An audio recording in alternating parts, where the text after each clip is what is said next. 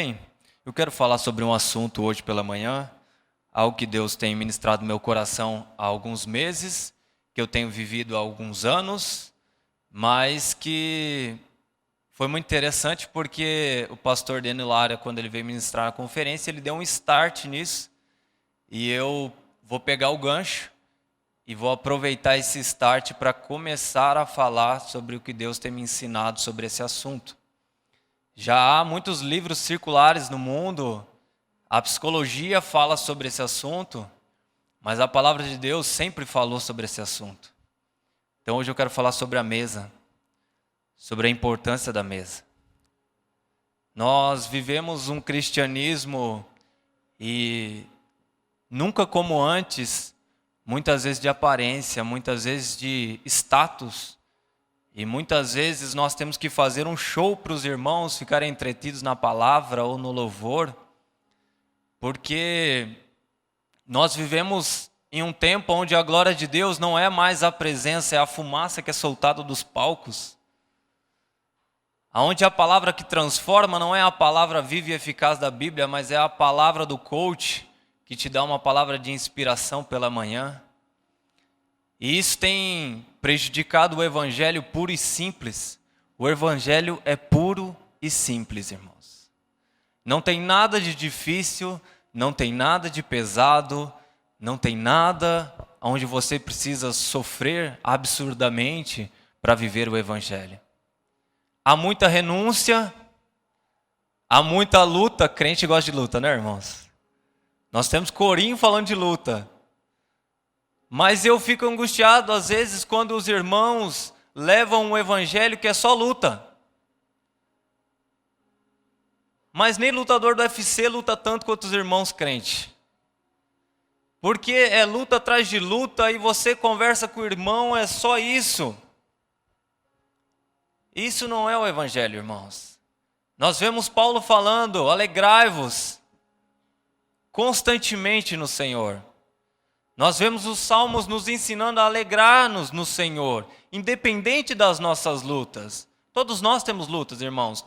Tanto nós que somos crentes, quanto as pessoas que são lá do mundo. Mas a diferença é que nós temos um refúgio. Nós temos no que nos alegrar. Então, irmãos, eu acho que a vida cristã ela tem que ser vivida leve. Ela tem que ser alegre. Ela tem que ter paz.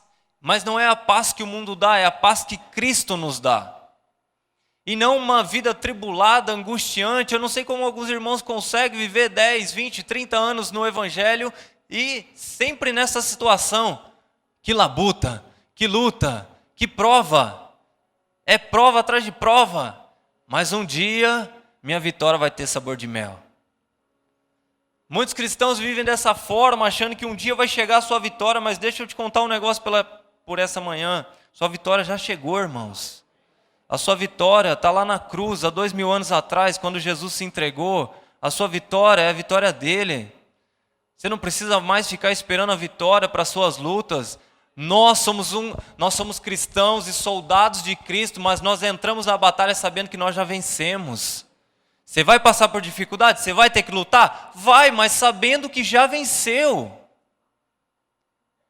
Então isso me angustia porque a vida, o cristianismo, ele tem que ser bonito, ele tem que ser belo. Nós temos que ser o povo mais feliz da terra, tem que ser o povo mais bonito da terra. Amém ou não amém? Você que era o feio da história que o pastor falou, você é bonito, irmãos. Porque Cristo habita em você. Então, assim como a cruz tem uma importância na vida cristã, ela é um símbolo de uma mensagem poderosa, de uma mensagem que nos transforma. Há algo poderoso na mensagem da mesa, no símbolo da mesa. Esses símbolos são colocados na Bíblia não por acaso, mas sempre tem um objetivo, sempre tem uma mensagem, sempre há um simbolismo nisso. E a mesa não é diferente. E por toda a Escritura nós vamos ver esse princípio transformando a vida daqueles que o praticam. Nós vemos isso no início com Moisés. Lá em Êxodo nós vamos ler esse texto. A Bíblia diz que Deus manda Moisés construir uma mesa para o templo. Nós vemos isso na vida de Davi. Davi um dia ali estava cansado com os seus soldados, de repente ele entra dentro do templo, os pães eram só para os sacerdotes, mas ele entra ali, chega diante da mesa e pega o pão e come. Nós vemos isso constantemente na vida de Jesus. Jesus constantemente estava à mesa com os seus discípulos, com os seus amigos. Jesus usava da mesa para ensinar, para curar, para restaurar, para amar as pessoas. E constantemente, por isso que crente, irmãos, essa fome que você sente, é fome natural mesmo, eu estou falando. É vinda de Deus. Por isso que as pessoas chamaram Jesus de comilão. Porque Jesus gostava de comer. Jesus gostava de sentar à mesa. Quem gosta de sentar à mesa aí? Oh, irmãos, que experiência. Irmãos, tem mesa que dá vontade de você sentar e não levantar nunca mais. Eu tive uma experiência esses dias, pela graça de Deus, Deus me permitiu jantar num lugar muito gostoso, e eu estava lá, eu e minha esposa, que já é um milagre, né? Estava eu e minha esposa, e nós estávamos sentados, a gente pediu a comida, e eu estava com tanta fome, irmãos. E na hora que chegou a comida, aquela comida era tão bonita, que eu fiquei olhando para ela, e na hora que eu dei uma garfada, que eu coloquei na boca, e eu tenho o costume de fechar os olhos para comer. E eu com os olhos fechados, eu estava lá pensando, e dentro do meu coração eu estava até quase chorando, porque eu tenho uma mania, toda vez que eu vou comer me dá vontade de chorar. Eu não sei se você já passou restrição na sua vida, irmãos, mas quem já passou, quem está comendo, sabe ser grato a Deus. E eu estava lá com os olhos fechados falando, Senhor, obrigado, porque eu não mereço nada disso, mas o Senhor está me dando oportunidade. E eu comendo, e eu falei, ai, que delícia. Quando eu abri os olhos, o cozinheiro estava na minha frente, olhando para a minha cara, rachando o bico da risada. E ele olhou e falou, tá gostoso? E eu, todo envergonhado ali, falei, tá gostoso. Mas é uma experiência tão boa comer, irmãos. E foi Deus que colocou dentro de você. Jesus amava comer. Jesus amava sentar à mesa. E nós vamos entender o porquê. Eu estou fazendo umas brincadeiras aqui de mesa física, e é importante, por isso que eu falei que até psicologia já sabe disso. Os estudos, a ciência, já comprovam o que a Bíblia sempre ensinou sobre a mesa. A mesa cura, irmãos. A mesa é libertadora para a sua vida. A mesa cura os seus filhos.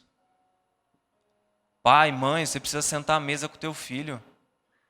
Você precisa comer com o teu filho, você precisa sentar, olhar olho no olho e falar para ele, filho, você é meu filho amado. Filho, vamos conversar agora. Cama não é lugar de mesa, irmãos. Quarto não é lugar de mesa. A mesa tem um lugar. Então eu acredito que o Senhor tem uma vida de prazer para nós. Quem acredita nisso, diga amém. Mas é um prazer nele, não é só o prazer essa sensação gostosa que eu tive comendo uma comida, mas é o prazer nele. O Senhor tem uma vida de prazer nele. E essa revelação sobre a mesa vai te ajudar a encontrar esse prazer nele. Então vamos lá, o que a mesa representa no significado original? Êxodo capítulo 37, verso 10. Se você tiver Bíblia, abre aí. Êxodo capítulo 37, verso 10. Vai dizer assim: Deus estava dando a ordem para Moisés para construir os utensílios do templo, e um dos utensílios é a mesa. E tudo que está escrito ali tem uma forma simbólica também. Tinha que ser construído naturalmente, mas tinha um significado simbólico. E ele diz assim: também farás a mesa de madeira de acácia. Terá o comprimento de 2 côvados, a largura de 1 côvado comprimento de 2 côvados, a largura de 1 côvado e a altura de 1 côvado e meio. De ouro puro a cobrirás. E lhe farás uma bordadura de ouro ao redor. Também lhe farás moldura ao redor da largura de 4 dedos, e lhe farás uma bordura de ouro ao redor da moldura. Também lhe fará 4 argolas de ouro, e porás as argolas nos 4 cantos que estão nos seus 4 pés. Perto da moldura estarão as argolas, como no lugares para os varais, para se levar à mesa. Farás, pois, estes varais de madeira de acácia, e os cobrirás de ouro. Por meio deles se levará a mesa. Também farás os seus pratos e os seus recipientes para incenso, e as suas galhetas e as suas taças, em que hão de lhe oferecer libações, ou incenso em algumas traduções. De ouro puro os farás, porás sobre a mesa os pães da proposição, diante de mim perpetuamente. Amém? Então perceba algumas características, eu não vou me deter muito aqui, mas eu queria mostrar para você, e eu não vou ter tempo de explicar para você, eu só peço que você creia e depois pesquise. A mesa era feita de madeira, fala para o seu irmão, madeira. Madeira na Bíblia aponta para a natureza humana. Então guarda isso, madeira, natureza humana, mas ela era coberta de ouro, fala para o seu irmão, ouro. Ouro aponta para a glória de Deus. Então, madeira, homem, e ouro, glória de Deus. Homem revestido da glória de Deus. Havia argolas que apontam para a locomoção da mesa. Então, tinha 4 argolas onde essa mesa podia ser locomovida, podia ser mexida. Por quê? Isso aponta para que não há um lugar físico da mesa. A mesa, ela pode ser locomovida, ela pode estar aqui, ela pode estar lá. Vocês vão entender. E em cima da mesa havia os pães da propiciação, que significa pães da presença. Quem é o nosso pão vivo que desceu do céu? Jesus. Então, deixa eu te resumir. Homens revestidos da glória de Deus, que partilham o pão, Jesus, aonde eles forem. A mesa aponta para isso, de homens que se reúnem revestidos da glória de Deus para partilhar, para compartilhar, para partilhar o pão. Quem é o pão? Jesus. Aonde? Aonde nós estivermos. Não importa o lugar, se é no teu trabalho, na tua casa, na tua família, na tua igreja, na tua célula. Não importa o lugar. A mesa, ela é locomovida. E qual que é o objetivo da mesa, Carlão? Tudo que eu vou falar vai girar em torno desses 3 objetivos. Primeiro, comunhão. Segundo, relacionamento. E terceiro, intimidade. Tudo que eu falar sobre a mesa vai girar em cima desses objetivos. Comunhão, relacionamento e intimidade. É isso que Jesus quer nos ensinar hoje pela manhã. Comunhão, relacionamento, intimidade. E qual que é o papel da nossa vida? Eu vou falar sobre 3 papéis, que na verdade, há muitos, mas eu vou falar de 3 papéis importantes da mesa na nossa vida. Assim como a psicologia já ensina que a mesa é fundamental para a criação dos seus filhos, assim como há livros circulares já ensinando sobre isso, sobre a importância de você postar uma mesa, de você arrumar sua mesa para a sua família. Há um sentido espiritual por trás da mesa, e é esse que eu quero te ensinar hoje. Então, a primeira coisa que a mesa, qual é o benefício? O primeiro benefício que a mesa nos traz. Marcos capítulo 16, verso 13. Abra sua Bíblia.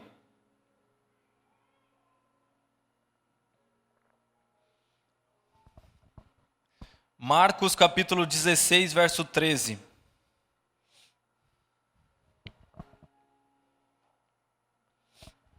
Nós vamos ler até o 35.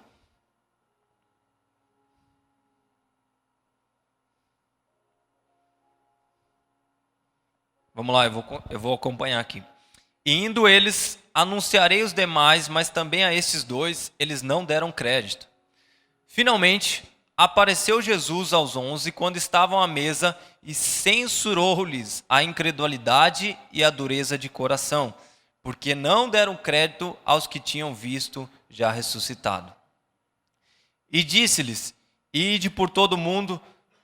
Você está certo, irmão? Está certo, né? Não é esse texto não, irmãos. Perdão. É o texto dos discípulos em Emaús, no caminho de Emaús. Alguém acha aí para mim rapidinho?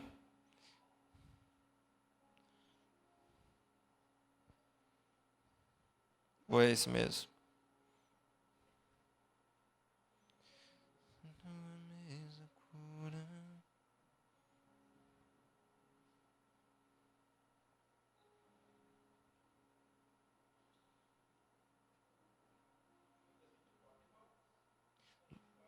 Lucas 24.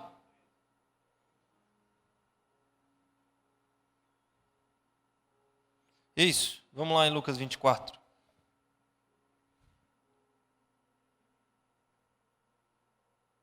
Lucas capítulo 24.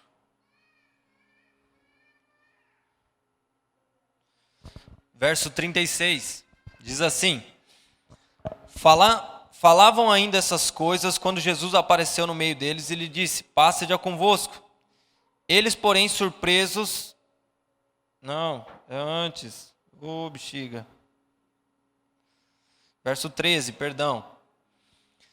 Naquele mesmo dia, 2 deles estavam de caminho para uma aldeia chamada Emaús, distante de Jerusalém, 60 estádios, e iam conversando a respeito de todas as coisas sucedidas.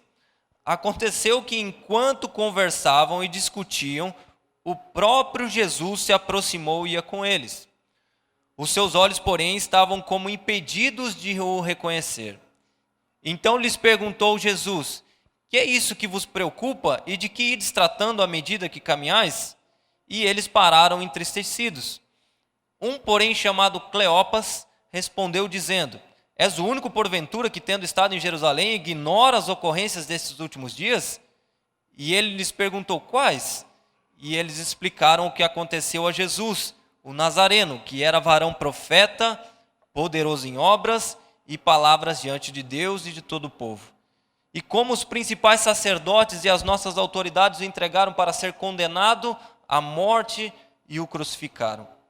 Ora, nós esperávamos que fosse ele quem havia de redimir a Israel, mas depois de tudo isso, já este o terceiro dia de que tais coisas sucederam. É verdade também que algumas mulheres da que conosco estavam nos surpreenderam tendo ido de madrugada ao túmulo e não achando o corpo de Jesus, voltaram dizendo: tido uma visão de anjos, os quais afirmam que ele vive. De fato, alguns dos nossos foram ao sepulcro e verificaram a exatidão do que disseram as mulheres, mas não o viram. Então lhes disse Jesus: Ó nécios e tardos de coração para crer em tudo que os profetas disseram. Porventura não convinha que o Cristo padecesse, entrasse na sua glória? E começando por Moisés, discorrendo por todos os profetas, expunha-lhes o que seu respeito constava em todas as Escrituras. Agora presta atenção. Quando se aproximavam da aldeia para onde iam, fez ele menção para passar adiante. Mas eles o constrangeram, dizendo: Fica conosco, porque é tarde, e o dia já declina. Entrou para ficar com eles, e aconteceu que quando estavam mesa, tomando ele o pão, abençoou e tendo-o partido, lhes deu. Então lhe abriram os olhos e reconheceram, mas ele desapareceu da presença deles e disseram um ao outro: Porventura não nos ardia o coração quando ele pelo caminho nos falava, quando expunha as Escrituras? O primeiro benefício de você ter a mesa na sua vida é que seus olhos são abertos. Irmãos, nós vemos quantas pessoas caminham com Jesus e não sabem o que é Jesus. Nesses anos, acompanhando alguns irmãos, nós percebemos que muitos andam com Jesus, e esses discípulos andavam um caminho longo ao lado de Jesus e não reconheceram quem Jesus era. Mas um certo momento onde Jesus ia passar adiante, eles falaram: Não, fica conosco. E quando Jesus senta à mesa e parte o pão, os olhos deles são abertos.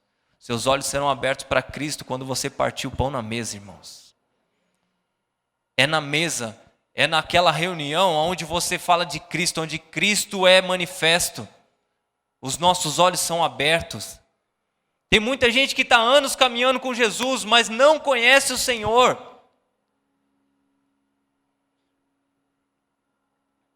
Pessoas naturais não conseguem conhecê-lo, pois a mesa é espiritual.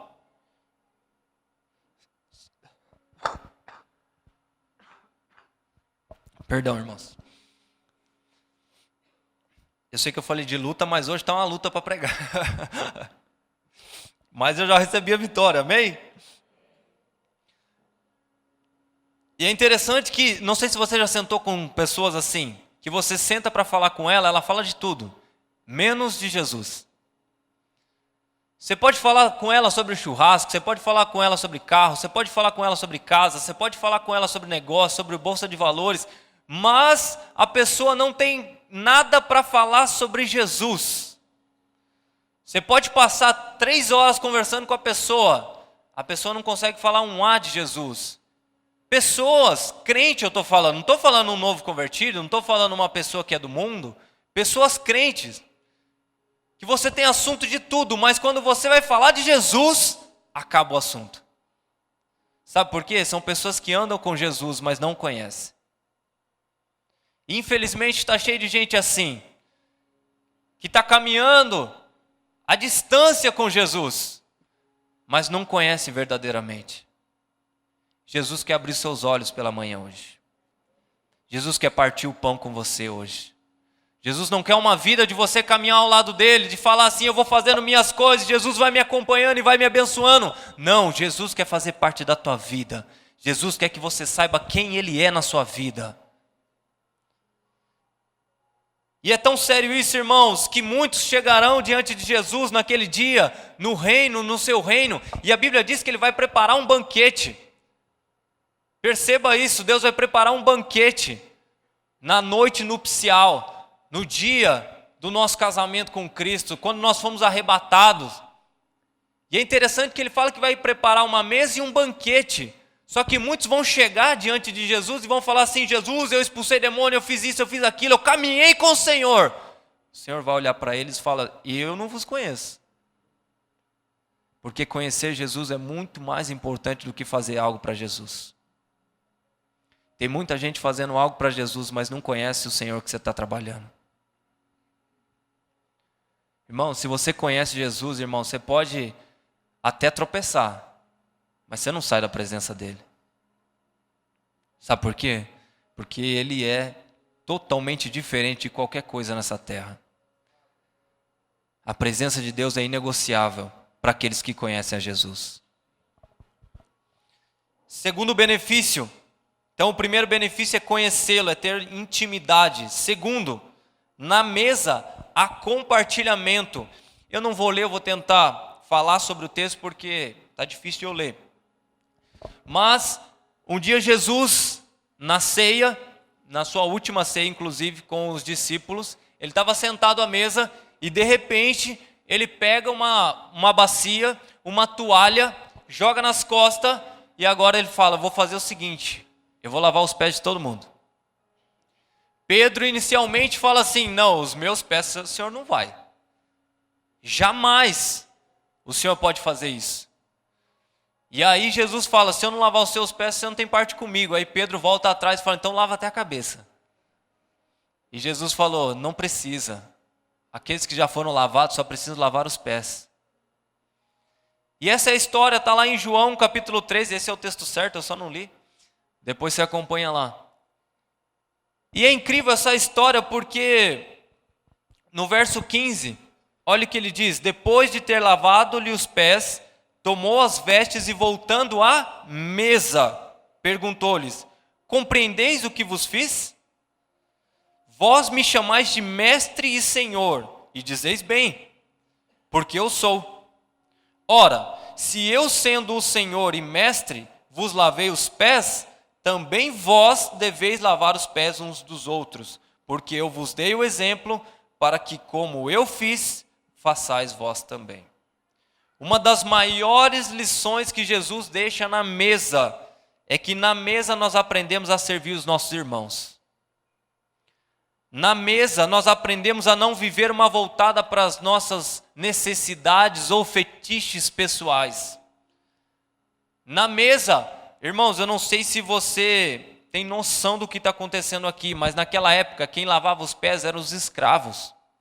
Quando você ia na casa de um judeu, ele tinha um escravo trabalhando para ele. Então quando um amigo entrava na casa, o escravo ia lá porque eles andavam de sandálias e tinha terra.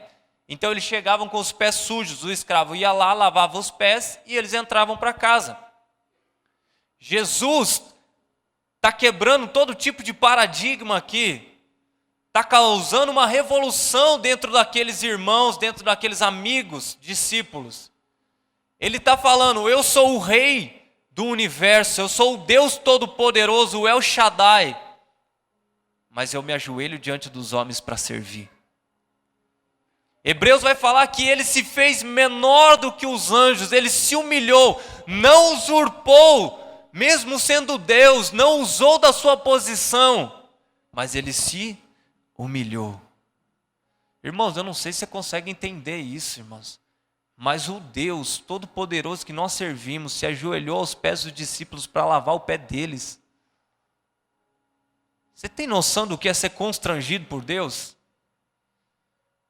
E aí Jesus termina esse ensino, essa mensagem falando assim, assim como eu estou fazendo, vocês façais uns com os outros. Sabe o que nós aprendemos na mesa com Jesus? Que nós devemos servir uns aos outros. Irmãos, não há posição, não importa, e quanto maior, porque Deus deu uma lição aqui, quanto maior é o menor. Sabe que eu acho válido você querer ter posições no reino de Deus, e eu acho que isso é bom, você deve buscá-la. Mas você precisa entender que quanto maior a sua posição, maior o seu servo. Maior o seu nível de serviço. Que se acham tão importantes para servir. Eu tenho visto pessoas que se acham tão sensacionais para servir. Elas são tão boas, elas são tão lindas, elas são tão maravilhosas. E deixa eu te falar, não importa se você é o prefeito dessa cidade ou se é o presidente do país. Se você é cristão, você foi chamado para servir. Você foi chamado para se ajoelhar e lavar os pés do seu irmão. Sabe aquele pé sujo, cheio de calo? É aquele pé que Deus chamou para servir. Não é o pezinho da sua esposa maravilhoso, sedado na pomada. Não, é o pé dos irmãos, aquele pé chulezento, miserável, aquele que dá trabalho, sabe aquele que você tem que lixar com lixadeira de ferro? É esse pé que Deus chamou para servir. Mas eu vejo muitas pessoas dando desculpa, porque eu tenho uma posição de alta classe na sociedade, eu não posso servir, eu não tenho tempo. Eu sou X, eu sou fulano, eu sou ciclano. Diante do reino de Deus isso não importa, você não é nada diante de Deus. A sua posição aqui na terra não é nada diante de Deus. A nossa justiça aqui na terra é trapo de imundícia diante de Deus. Você é servo, irmãos. O maior de todos os tempos, o maior de tudo, se humilhou e lavou os pés. Eu acho que está na hora de você abaixar sua crista. Eu acho que está na hora de nós nos ajoelharmos e começarmos a pensar e refletir no nosso cristianismo, irmãos. Tem muita gente dando desculpa, porque eu tenho que ganhar dinheiro, porque Deus me chamou para ser pilar, Deus me chamou para ser isso. Não, irmãos. Jesus nunca falou que você ia ser pilar de nada. Mas Jesus falou, assim como eu fiz, faça vocês. Sirva as criancinhas. Jesus olha para Pedro e fala, Pedro, você me ama? É a pergunta que nós fazemos aqui praticamente todo culto, quem ama Deus? Sabe o que Jesus fala? Então cuida das minhas ovelhas. Ô Pedro, mas você me ama? Aí Pedro, já falei, Jesus, amo. Então cuida das minhas ovelhas. E a terceira vez, Jesus fala, então cuida das minhas ovelhinhas. Sabe, tem muita mulher falando, eu amo a Deus, eu amo isso, mas não cuida das ovelhinhas, irmãos. As suas ovelhinhas dentro de casa, as ovelhinhas que Deus tem te colocado. Tem muito homem que devia se posicionar e falar assim, não, porque as pessoas acham que servir é só liderar, e não é. Você devia liderar em tudo na sua vida. Tudo. É o maior desafio que eu acho que um homem devia aceitar é liderar. Mas as pessoas rejeitam, o marido rejeita servir a esposa dentro de casa, rejeita servir os filhos, rejeita servir a igreja, rejeita servir no trabalho. Sabe o que eu encontro? A maior falatória de todos os tempos. E eu não gosto disso porque é uma briga entre patrão e funcionário. Eu tenho falado muito sobre isso, porque eu queria que Deus causasse uma revolução dentro do teu coração, irmãos, e quebrasse essa mentira do diabo. Seu patrão não é seu inimigo. Você que é patrão, você não é inimigo do seu funcionário. Vocês devem se amar, se respeitar, crescer juntos, avançar juntos. Tem que ter uma comunidade, tem que ter um doar, o doar do funcionário ao patrão, do patrão ao funcionário, e os dois andando juntos. Para de entrar nessa guerra. E tem muita gente falando assim, eu vou lá no meu trabalho, eu faço, aconteço, e eu não sou recompensado por isso. Sabe por quê? Porque você não aprendeu a servir. Jesus não falou, lava os pés porque você vai ganhar $1 milhão. Aprenda a servir e deixa Deus te recompensar. Tenho muita coisa para falar, mas tem que avançar. Segunda coisa que nós aprendemos na mesa é servir, é compartilhar, é se humilhar. Relacionamento. Terceira coisa, na mesa somos o que realmente somos. Olha para a pessoa do seu lado aí. Ela está bonita? Fala, claro, né? Só que, quando você olha para essa pessoa que está do seu lado aí, você vê quem ela realmente é? Você consegue enxergar quem ela realmente é? Eu comecei essa mensagem falando que aqui eu não estou aqui para fazer performances. Sabe por quê?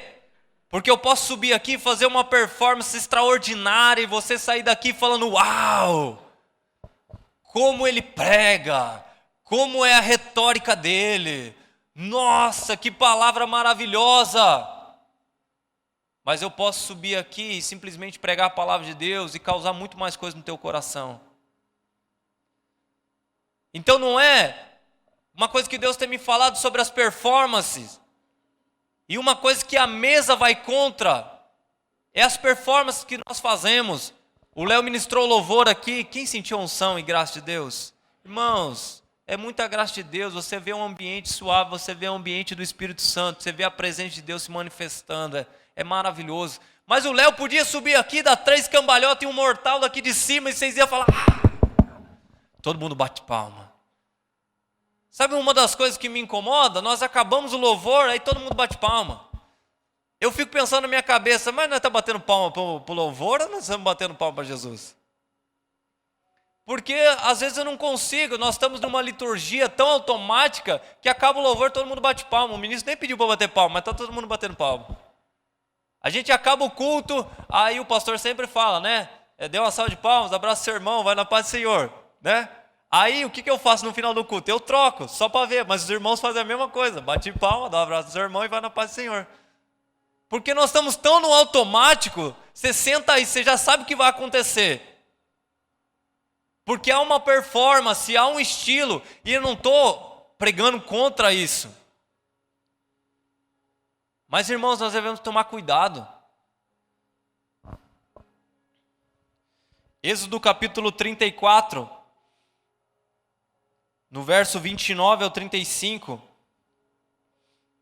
vai contar a história de Moisés. Quando desceu Moisés do monte Sinai, tendo nas mãos 2 tábuas do testemunho. Sim, quando desceu do monte, não sabia Moisés que a pele do seu rosto resplandecia, depois de haver falado com ele. Então a Bíblia diz que ele subiu no Sinai, pegou as tábuas, desceu. Quando ele desce, o seu rosto estava brilhando, mas ele não sabia. Quando ele chega lá embaixo, as pessoas começam a ver a glória de Deus no rosto dele. E isso é maravilhoso. E aí sabe o que ele fez? Ele coloca um véu no seu rosto. Se você continuar o texto, você vai perceber que ele coloca um véu no seu rosto. E aí, o que acontece? Até aí tudo maravilhoso. Só que 2 Coríntios 3,13, abre lá por favor, 2 Coríntios 3,13 vai dizer assim: e não somos como Moisés, que punha o véu sobre a sua face, para que os filhos de Israel não atentassem que na terminação do que se desvanecia, mas os sentidos deles se embotaram. Então o que está falando aqui? Essa tradução parece um pouquinho mais difícil de entender, mas ele está falando o seguinte: Moisés subiu, desceu, estava com o rosto brilhando, mas sabe o que aconteceu? O brilho parou de brilhar. O rosto parou de brilhar. E aí sabe o que ele fez? Ele vem e coloca um véu, para que as pessoas não pudessem ver que a glória de Deus tinha ido embora. Sabe, irmãos, nós estamos vendo uma cultura onde tem muito véu. Tem muito pregador subindo aqui com véu. Não estou falando desse púlpito aqui exclusivamente porque eu conheço os homens que pregam aqui. Mas há muito púlpito na internet que está cheio de véu. A glória já foi faz tempo, mas ainda há um véu. E assim como Moisés, hoje há pessoas que estão tentando esconder a glória de Deus, fazer uma performance da glória de Deus, aqui, aí, na sua casa, no seu trabalho. O que é isso, Carlão? É quando eu subo aqui e faço uma performance e não prego a palavra. É quando você está embaixo fingindo que está ouvindo e de vez em quando eu faço uma pergunta e você fala, amém, estou vivo.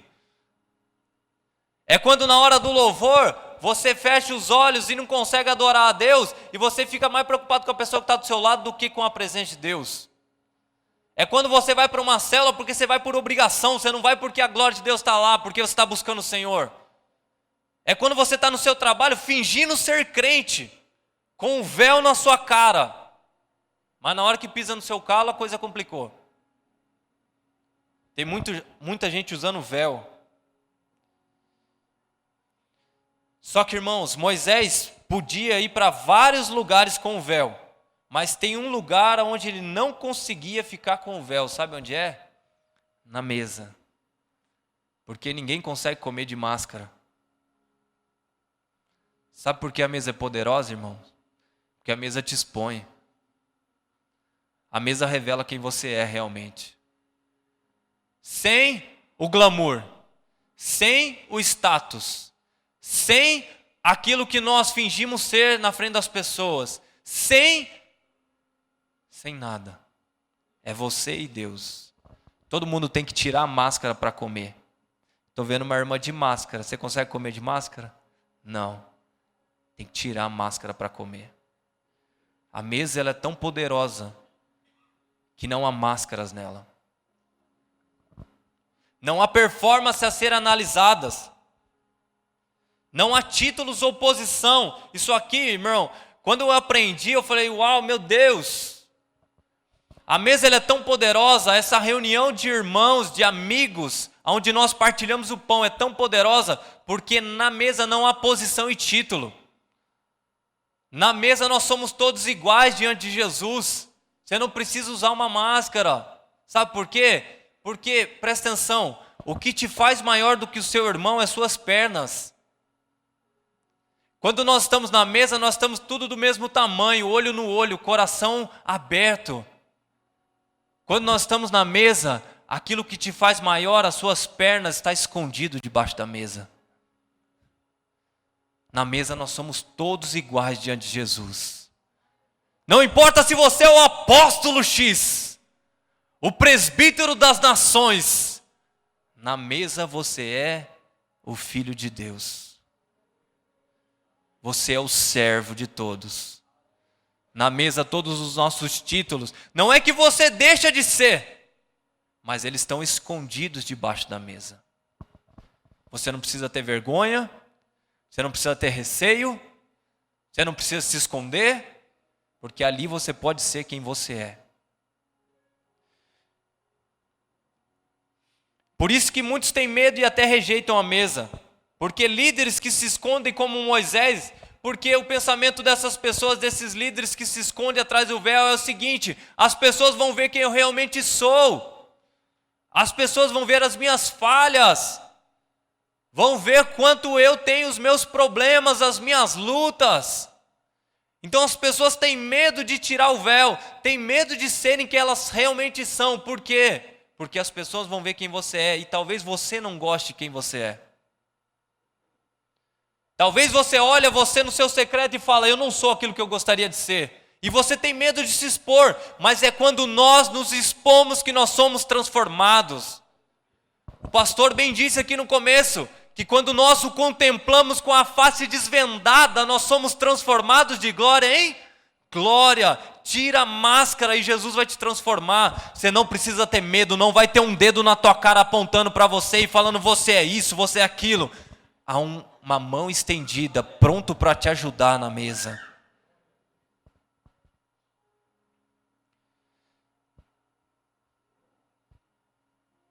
Outro medo que as pessoas têm da mesa, e elas usam as suas máscaras, é porque as pessoas descobrem que não tem pão para compartilhar. Tem gente que está há anos servindo ao Senhor e andando com o Senhor, mas quando senta na mesa não tem nada para falar dele. Não tem nada para compartilhar da vida dele. E essas pessoas têm medo. Só que você não precisa ter medo, irmãos. Porque quando Jesus partiu o pão e compartilhar, você vai ser cheio dele.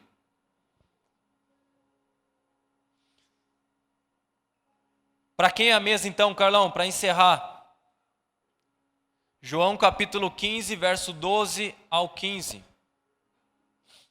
Diz assim: o meu mandamento é este, que vos ameis uns aos outros, assim como eu vos amei. Ninguém tem maior amor do que este, de dar a alguém a própria vida em favor dos seus amigos. Você tem amigo, irmão? Você daria a vida por ele? Olha o que Jesus está falando. Meus amigos, se fazeis o que eu vos mando, já não vos chamo de servos, porque o servo não sabe o que faz ao seu senhor, mas tenho-vos chamado amigos, porque tudo quanto ouvi do meu Pai, vos tenho dado a conhecer. Irmãos, a mesa é para os amigos de Jesus. A mesa ela foi criada para os amigos de Jesus. Deixa eu te falar, existe fases na vida cristã, mas você precisa entender que você precisa chegar ao ponto de ser amigo de Jesus. Talvez você ainda está na revelação de que você é filho amado, de que você é escolhido, de que você é santo, de que você é servo. Mas você precisa chegar ao ponto de ter a revelação que Jesus já não chama vocês de servos, mas de amigos. Jesus quer uma igreja de amigos. Jesus está te convidando nessa manhã para sentar à mesa falando assim: vem partilhar comigo, meu amigo. Você é minha amiga, você é meu amigo. Irmãos, quando você está à mesa com amigos é só alegria, sim ou não? Não tem melhor coisa. Eu espero que você saia daqui nessa manhã e você vai sentar à sua mesa ou com sua família ou com seus amigos e você vai desfrutar dessa presença.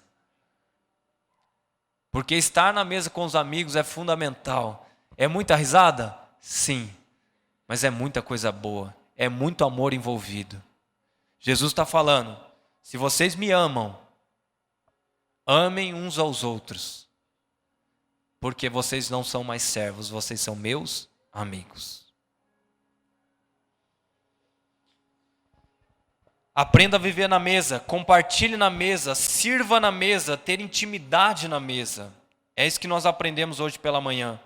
Eu queria fazer um apelo para você, eu queria que você valorizasse as oportunidades de mesa que você tem, irmãos. Nas células. A célula é um lugar fundamental de mesa. Culto, eu gosto de dizer que culto não é lugar de mesa. Culto é lugar onde você vai na despensa pegar o alimento. Sabe para quê? Para pôr em cima da mesa e compartilhar com seus irmãos. O culto você vem e recebe o alimento, aquilo que Jesus está te dando, mas agora você senta à mesa com a sua família e partilha o pão com seus filhos, com o seu marido, com a sua esposa. Isso é o cristianismo, é quando nós pegamos aquilo que Deus nos dá e nós partilhamos na mesa. Nas consolidações, irmãos, as nossas consolidações não são para encher linguiça, é para partilhar do pão, é para falar de Jesus, é para que os seus olhos sejam abertos diante do pão, diante de comer o pão e falar assim: agora eu conheço. As nossas reuniões extras igreja, as nossas pizzas, quem gosta de comer pizza, dá um aleluia. As nossas pizzas têm que ter Jesus. As nossas conversas no canto da igreja têm que ter Jesus. As nossas conversas em casa têm que ter Jesus. Tem que ter o pão para partilhar, irmãos. Com a sua família, irmãos, eu quero fazer um apelo para você. Quando você sentar com a tua família, para de falar mal dos outros. Para de colocar a vida dos outros em cima da mesa, reparte o pão. Sabe por que tem muita gente doente? Porque fica partilhando a vida dos outros e não o pão. É o pão que você foi chamado para partilhar. Líderes dessa igreja, Nós que lideramos, vamos abrir os nossos olhos espirituais.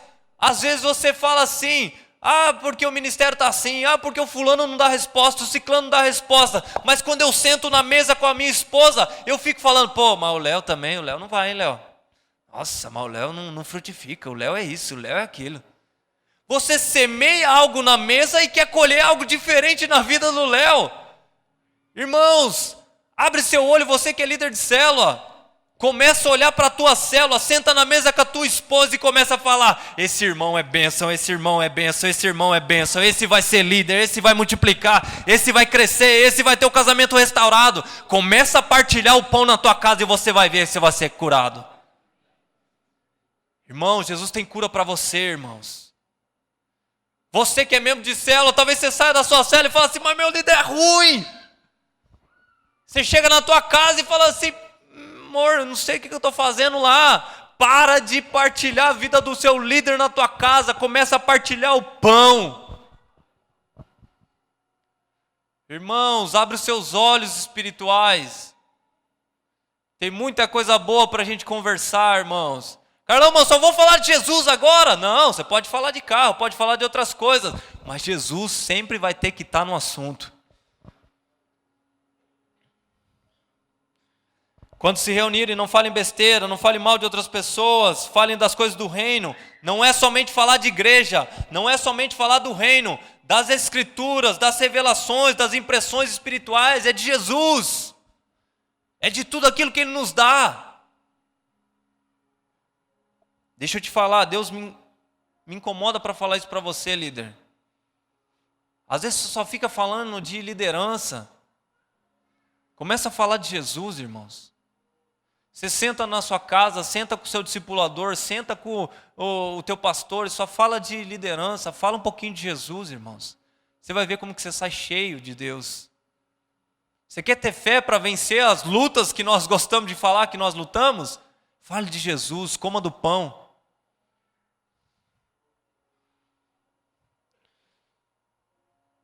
Quantos estão entendendo? Diga amém. É tão importante a mesa. Se puder pôr louvor, eu não vou precisar do louvor hoje, tá? Peço perdão aos irmãos, que eu sei que os irmãos gostam de ajudar aqui. Mas esse louvor, ele vai complementar isso que eu estou falando e eu acredito que Deus quer curar algumas pessoas aqui pela manhã. Então, eu queria que Deus ministrasse teu coração com esse louvor, mas eu queria falar algo antes. Pode deixar tocando baixinho? É tão importante a mesa que Jesus nos deu 2 sacramentos, o batismo e a ceia. A ceia é servida onde? Na mesa. Essa é outra mensagem já, sobre mesa. Na ceia, ela é servida na mesa. E o que é oferecido na ceia? O pão e o vinho. O pão representa o corpo de Cristo. O pão é o alimento, aquilo que nós compartilhamos. Você encontra pão na mesa, você encontra alimento na mesa, mas também é oferecido vinho. Sabe o que é o vinho? O vinho aponta para o sangue de Jesus, o sangue que perdoa, o sangue que restaura. Talvez você tem medo de estar na mesa porque você não sabe que seus pecados são perdoados. Talvez você tenha medo de quem você é, mas deixa eu te falar, o sangue está sobre a mesa, o sangue está sendo oferecido na mesa. Hoje Jesus tem um banquete para você e quer te oferecer pão e vinho.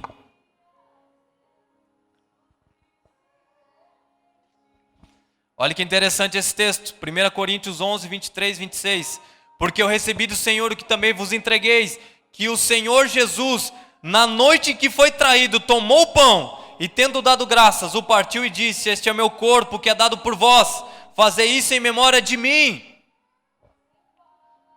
Pois semelhante modo, depois de haver ceado, tomou também o cálice, dizendo, este é o cálice de uma nova aliança, no meu sangue. Fazei isso todas as vezes que beberdes em memória de mim. Porque todas as vezes que comerdes este pão e beberdes este cálice, anunciareis a morte do Senhor até que Ele venha.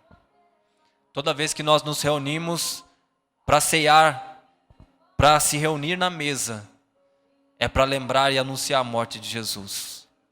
É a mesma ordem, desde o início até o fim. Lá em Êxodo, as escrituras vão falar que os pães deveriam ser colocados diante da mesa da proposição, constantemente, eternamente. Agora Jesus termina a sua ceia falando assim, aqui é Paulo explicando, né? Mas Jesus que deu essa ordem. Todas as vezes que fizerem isto, fazem em memória de mim, quando? Até que ele venha. Deus tem mesa para você até que ele venha, irmãos. Você precisa sentar com os teus amigos, você vai sair daqui, vai almoçar, você vai sair daqui, vai no churrasco, você vai sair daqui, não sei o que você vai fazer, mas tem um momento de mesa com os seus irmãos. Tem um momento de mesa, chama algum irmão aqui da igreja e fala, vamos comer junto. E aí você compartilha o quê? O pão que você recebeu. Pega o pão e compartilha com ele. Amém ou não amém?